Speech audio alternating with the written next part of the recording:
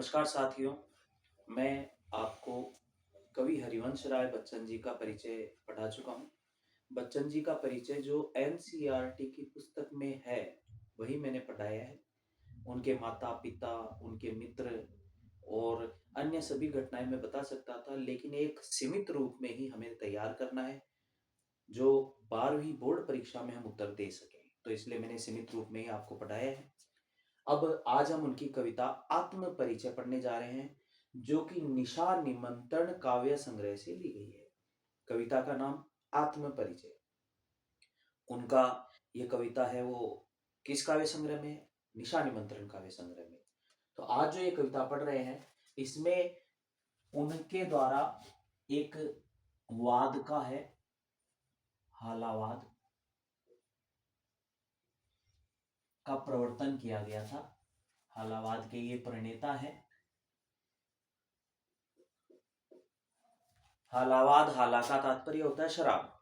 और एक ऐसा मतवालापन, एक मस्तानापन, एक दीवानापन, एक ऐसी माहौल या एक ऐसा भाव जिसमें सुख दुख सबको समान भाव से जीते हुए जीवन संसार के सामने जीवन सागर को पार करना होता है। ये जो भाव है ये कहलाता है हलावाद। तो इसमें बिना नशा किए हुए भी जीवन में प्रेम का नशा होता है। तो ऐसे नशे वाली ये कविता आज इसमें लिखी गई है। कविता की कुछ पंक्तियां मैं पढ़ करके आपको बोर्ड पर जो लिखी हुई है वो सुनाता हूँ। मैं जग जीवन का भार लिए फिरता हूँ, फिर भी जीवन में प्यार लिए फिरता हूँ। कर दिया किसी ने झंकृत जिनको छूकर, मैं सांसों के दो तार लिए फिरता हूँ। मैं सांसों के दो तार लिए फिरता हूँ। मैं स्नेह सुरा का पान किया करता हूँ, कभी न जग का ध्यान किया करता हूँ। जग पूछ रहा उनको जो जग की गाते, मैं अपने मन का गान किया करता हूँ। मैं अपने मन का गान किया करता हूँ। अर्थात इन कविताओं में जो इनका भावार्थ निकलता है वो देखिए। जग जीवन, जग का मतलब होता है सांसारिक यानी संसार का। तो जीवन सांसारिक जीवन हो गया। तो मैं इस सांसारिक जीवन को जीते हुए क्या करता हूं? भार लिए फिरता हूं। भार क्या है यहां पर? भार है कर्तव्यों का निर्वहन। कर्तव्यों का निर्वहन। तो यानी मैं सांसारिक जीवन में कर्तव्यों का निर्वहन करते हुए जीवन जीता हूं। ठीक है। कर दिया किसी ने झंकृत जिनको छूकर, मैं सांसों के दो तार लिए फिरता हूं। अब जब ये कह रहे हैं कि मैं सांसारिक जीवन जीता हूं और अपने कर्तव्यों का निर्वहन करता हूं, इस दौरान अपने कर्तव्यों को निभाते निभाते आम लोग जो होते हैं वो क्या करते हैं? अपने जीवन की मूल भावों को छोड़ देते हैं, भूल जाते हैं। उनके पास समय नहीं होता है, समय का अभाव हो जाता है। लेकिन कवि ऐसा नहीं कर रहे। कवि कहते हैं फिर भी जीवन में मैं प्यार लिए फिरता हूं, यानी अपने जीवन को प्रेम पूर्वक जीते हैं।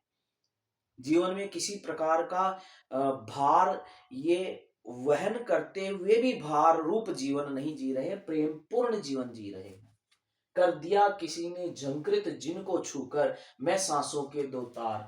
यहाँ पर दो तार है, वो वीणा के तार है। और श्वासों को क्या माना गया है? तार माना गया है, यानी रूपक अलंकार। तो श्वास रूपी वीणा के तार, श्वास रूपी वीणा के तार, मैं श्वासों के दो तार लिए फिरता हूं। यानी कवि हरिवंश राय बच्चन जी है, वो अपनी श्वासों के तार, वो है झंकृत जिसने किया था। वो करने वाले कौन है? किसी ने। किसी यहां पर कौन आएगा? किसी यहां पर है प्रियतम या प्रिय। आप प्रिय लिखें चाहे प्रियतमा लिखें, प्रियतमा यानी ये किसी से जिससे भी प्रेम करते थे, उन्होंने इनकी भावनाओं को, इनके भावनाओं रूपी श्वासों के तारों को झंकृत कर दिया था। और उन्हीं की यादों के साथ में ये अपना जीवन जी रहे हैं। कहते हैं मैं स्नेह रूपी शराब का पान किया करता हूं। इसने, इसमें भी देखिए रूपक अलंकार है। स्नेह रूपी शराब, कभी भी आप लिखें अगर रूपक अलंकार वगैरह आता है उसका मूल रूप ही लिखे। जैसे यहाँ स्नेह लिखा हुआ है और यहाँ सुरा, तो इनके बीच में मैंने रूपी लगाया है। केवल स्नेह वही है, सुरा वही है। आप नहीं लिख सकते हो इसमें, वो गलत माना जा सकता है कि इसमें रूपी शराब लिख दिया। हमने इसका अर्थ लिखा है। यहाँ पे रूपक अलंकार का उदाहरण ये होगा। ठीक है। तो मैं स्नेह रूपी सुरा का पान किया करता हूं। इसका मतलब मैं प्रेम के नशे में सदैव रहता हूं। इन्होंने जिससे प्रेम किया प्रियतम से, उनके प्रेम के नशे में सदैव रहते हैं।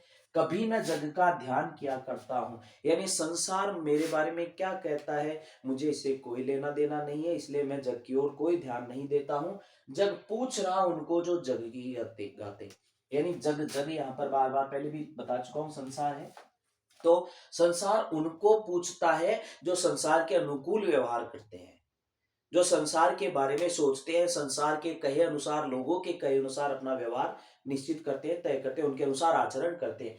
कवि कभी भी किसी के कहे पर कोई ध्यान नहीं देते हैं। ये साफ कहते हैं मैं अपने मन का गान किया करता हूं, मैं जो कुछ भी करता हूं अपने मन के भावों के अनुसार करता हूं, मैं किसी के कहे से प्रभावित नहीं होता हूं। मैं अपनी कविताएं अपने मन के भावों में समाहित करके अपने लेखन का कार्य करता हूं। तो मैं अपने मन का गान किया करता हूं। आगे लिखा है मैं निज उर, उर यहां पर है हृदय, मैं निज उर के उद्गार, उद्गार का मतलब होता है कथन या वचन, हृदय के कथन, यानी मेरे द्वारा जो कुछ भी कहा जाता है वो हृदय से निकले हुए भाव होते हैं। मैं मन में कुछ भी नहीं रखता हूं, जो कुछ होता है वो साफ स्पष्ट कहता हूं, कभी किसी से कोई दुराव कोई छिपाव में नहीं रखता हूं। मैं निज उर के उद्गार लिए फिरता हूं, मैं निज उर के उपहार लिए फिरता हूं। उर के उपहार किसे कहा गया, देखिए उपहार यहाँ पर होता है हमारे हृदय में भाव होते हैं, उन भावों में सबसे महत्वपूर्ण भाव होते हैं सुख दुख। तो हमारे हृदय में सुख भी होता है दुख भी होता है। तो मेरे हृदय में जो सुख दुख के भाव है वो मैं सबके सामने स्पष्ट करने के लिए सदैव लगा रहता हूं, यानी मैं हृदय में कुछ भी छुपा कर नहीं रखता हूं। हृदय में मेरे सुख भी है दुख भी है, उनके साथ में जीवन यापन करता हूं और पूरे संसार में मैं घूमता फिरता हूं, मस्ती पूर्ण जीवन में जीता हूं। है यह अपूर्ण संसार न मुझको भाता, संसार को इन्होंने अपूर्ण बताया है, संसार को इन्होंने अपूर्ण बताया है, अधूरा बताया है। क्यों बताया है संसार को अधूरा, क्योंकि इसमें ये पूर्ण पूरी तरह से प्रेम पूर्ण नहीं है, प्रेम पूर्ण नहीं है। तो पूरी तरह से जब ये प्रेम पूर्ण संसार नहीं है, यानी इनको चाहिए प्रेम से भरा पूरा संसार। और संसार में आप सब जानते हैं सुख है दुख है घृणा है ईर्ष्या है, इतने भाव भरे हैं कि वास्तव में ये संसार उनको, कवि बच्चन जी को कमियों से पूरी तरह लगता है, उन कमियों से पूरी तरह ये संसार उनको बिल्कुल भी अच्छा नहीं लगता, इसलिए कहते हैं यह अपूर्ण संसार न मुझको भाता। भाता का मतलब आप सब जानते हैं, बहुत अच्छे से अपन उपयोग लेते हैं, अच्छा नहीं लगता है मुझे ये अपूर्ण अधूरा संसार, जिसमें प्रेम के अलावा अन्य भाव बहुत ज्यादा है, प्रेम की मात्रा कम है। इसलिए कहते हैं मैं सपनों में, यानी अपने स्वप्न में संसार लिए फिरता हूं। इनका जो स्वप्नों का संसार है वो कौन सा है, प्रेम से भरा पूरा इनका संसार है। तो प्रेमपूर्ण संसार में ये जीवन जी रहे हैं, जीवन यापन कर रहे हैं। तो देखिए ये वीडियो भी काफी बड़ा होने जा रहा है, मैं चाहता हूं केवल 10 मिनट का ही वीडियो बने, लेकिन कविता भी पूरी नहीं हो पाई है, इसलिए इस कविता को मैं 2 या 3 वीडियो में पूरा करना चाहूंगा। इसलिए आप अगला जो इसका भाग देखें और पूरी कविता का अर्थ समझें। साथ में एक प्रश्न और इसमें जो आया है वो मैं बता देता हूँ, आपके पाठ्यक्रम में भी है। मैं जग जीवन का भार लिए फिरता हूँ, इस पंक्ति में, और साथ में फिर कहा है मैं कभी न जग का ध्यान किया करता हूँ इसमें। तो पहले तो कहा है मैं संसार में रहता हूँ, कर्तव्यों का पालन करता हूँ, फिर इसमें ये यहां कहा गया है कभी न जग का ध्यान किया करता हूं। संसार में है और ध्यान भी नहीं कर रहे हैं, इसमें एक अजीब सा विरोधाभास प्रकट हो रहा है। कैसा भाव आ रहा है, विरोधाभास प्रकट हो रहा है। इसका तात्पर्य है, ये प्रश्न का आंसर बता रहा हूं मैं आपको, जो कि पाठ्यक्रम पाठ्य पुस्तक है, साथ में पढ़ते पढ़ते याद हो जाएगा। कवि संसार में अपने कर्तव्यों का निर्वहन करता है, संसार में जीवन जी रहा है, सारी क्रियाएं करता है, मस्ती से जीवन जीता है, यानी उसके अंदर पूरी तरह संलग्न नहीं हो जाता, उसमें फंस नहीं जाता, जीवन जीते हुए भी कर्तव्यों का निर्वहन करते हुए भी अपनी मस्ती को बरकरार बनाए हुए है, अपना निजत्व बनाए हुए है। यानी संसार में है लेकिन संसार में रहते हुए भी संसार से थोड़ा अलग अपना निजत्व बनाए हुए है। ये इसका भाव है। इन दोनों का मैं जग जीवन का भार लिए फिरता हूँ। मैं कभी न जग का ध्यान क्या करता हूँ, विरोधाभास है और अपना निजत्व बनाए हुए है, संसार में जीवन जी रहा है और कर्तव्यों का पालन भी कर रहा है।